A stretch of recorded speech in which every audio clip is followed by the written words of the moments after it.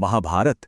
जब भी हम इस महाकाव्य के बारे में सोचते हैं तो कई महान योद्धाओं के नाम सामने आते हैं, लेकिन एक ऐसा योद्धा है जिसकी कहानी, जिसकी वीरता और जिसका दुख शायद सबसे अलग है।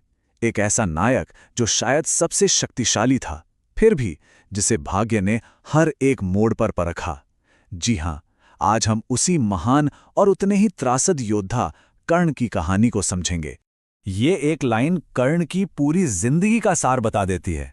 उसका जन्म भले ही एक वरदान था, लेकिन उसकी पूरी जिंदगी मानो क्रूर भाग्य और नाइंसाफी की जंजीरों में जकड़ी हुई थी। तो चलिए देखते हैं कि ये विरोधाभास आखिर उसके जीवन को कैसे तय करता है। देखिए, कर्ण के जीवन का यही तो सबसे बड़ा संघर्ष था। एक तरफ सोचिए, वो सूर्यदेव का बेटा था, जन्म से ही उसे ऐसा कवच और कुंडल मिला था जो उसे अजेय बनाता था। और फिर दूसरी तरफ उसे एक सारथी के घर में पाला पोसा गया और समाज ने, व्यवस्था ने उसे हमेशा उसकी जाति के कारण ठुकरा दिया। ये दो ऐसे ध्रुव थे जिनके बीच उसकी पूरी की पूरी जिंदगी पिसती रही। तो सवाल उठता है, ये सब शुरू कहाँ से हुआ? कर्ण की कहानी की शुरुआत होती है एक गुप्त जन्म से, एक ऐसे राज से जो उसकी पूरी जिंदगी पर हावी रहने वाला था। हुआ ये कि राजकुमारी कुंती को ऋषि दुर्वासा से एक वरदान मिला था।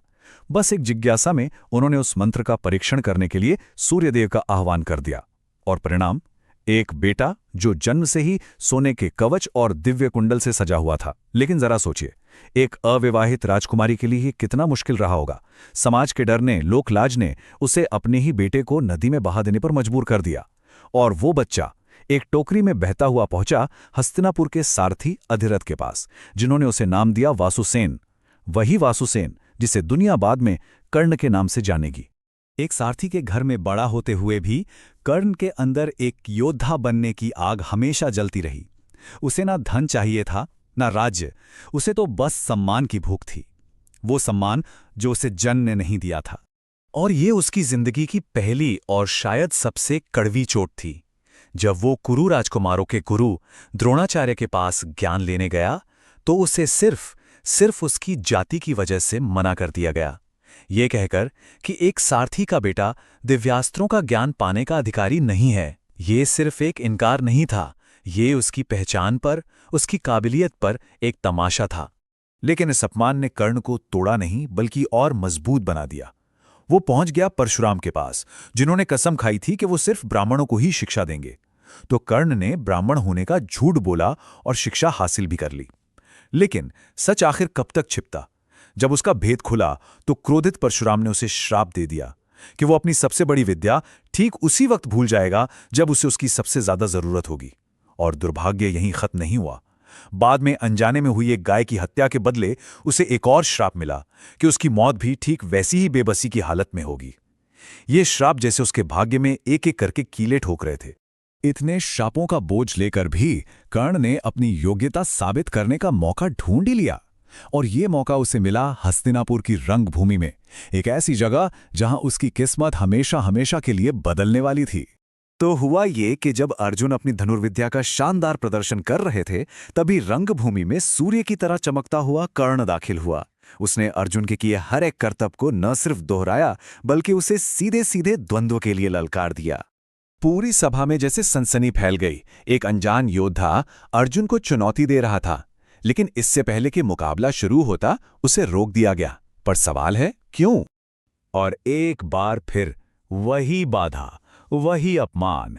राजगुरु कृपाचार्य ने नियमों का हवाला देकर उसका वंश पूछा, और कर्ण, जिसके पास बताने के लिए कोई राजवंश नहीं था, शर्म से सिर झुकाकर खड़ा रह गया। उसकी काबिलियत एक बार फिर उसकी जाति के सामने छोटी पड़ गई। जिस वक्त कर्ण का अपमान हो रहा था, उसी वक्त दुर्योधन आगे आया। उसने ऐलान किया कि वीरता जन्म से नहीं, कर्म से होती है।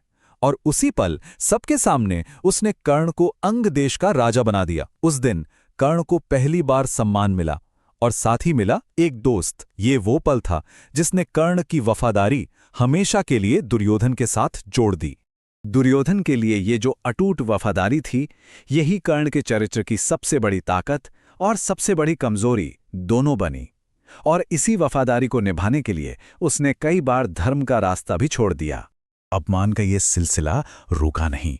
द्रौपदी के स्वयंवर में जब कर्ण ने आसानी से धनुष उठा लिया तो द्रौपदी ने उसे ये कह के मना कर दिया कि वो एक सूत पुत्र से शादी नहीं करेगी।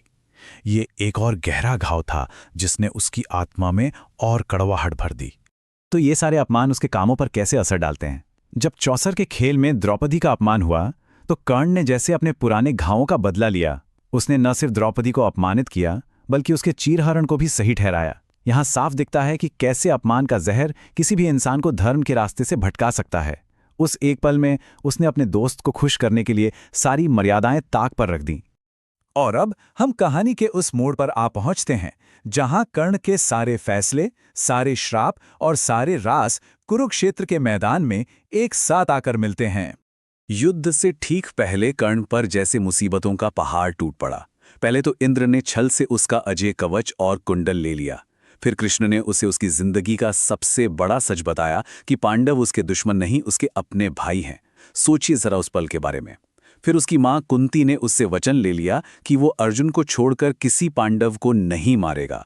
और आखिर में अपनी वास्तविक शक्ति जो उसने अर्जुन के लिए बचाकर रखी थी, उसे घटोत्कच पर इस्तेमाल करनी पड़ी। मतलब वो युद्ध के मैदान में अकेला और लगभग निहत्था ही उतरा था।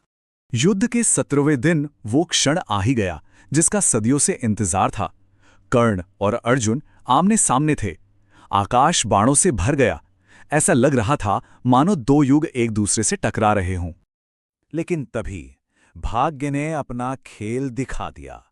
उस ब्राह्मण का श्राप सच हो गया। कर्ण के रथ का पहिया कीचड़ में धंस गया और वो महान योद्धा असहाय हो गया। और जब उसने अपने सबसे शक्तिशाली अस्त्र ब्रह्मास्त्र को चलाने की कोशिश की तो परशुराम का श्राप भी सच साबित हुआ। वो उसका मंत्र ही भूल गया। अब सोचिए, कर्ण पूरी तरह से बेबस था। कवच नहीं था, रथ नहीं था और अपने सबसे शक्तिशाली अस्त्र का ज्ञान भी नहीं था। कृष्ण के कहने पर अर्जुन में बाण चलाया और उस महान योद्धा का अंत कर दिया। एक ऐसा योद्धा जिसे किसी और ने नहीं बल्कि उसके अपने भाग्य ने हराया। कर्ण की कहानी उसे एक आदर्श ट्रैजिक हीरो बनाती है। मतलब एक महान और गुणी इंसान जिसका पतन उसकी अपनी गलतियों से उतना नहीं हुआ जितना कि किस्मत की क्रूरता और हालातों की वजह से हुआ। तो अंत में यही सवाल बचता है, कर्ण को कैसे याद किया जाए? क्या वो एक खलनायक था जो अपमान के कारण गलत रास्ते पर चला गया, या फिर वो एक ऐसा नायक था जो अपने जन्म से लेकर अपनी मौत तक सिर्फ और सिर्फ अपने भाग्य से लड़ता रहा? इसका जवाब शायद इन दोनों के कहीं बीच में है और शायद यही बात उसकी कहानी को इतना पोइनिएंट और यादगार बनाती है।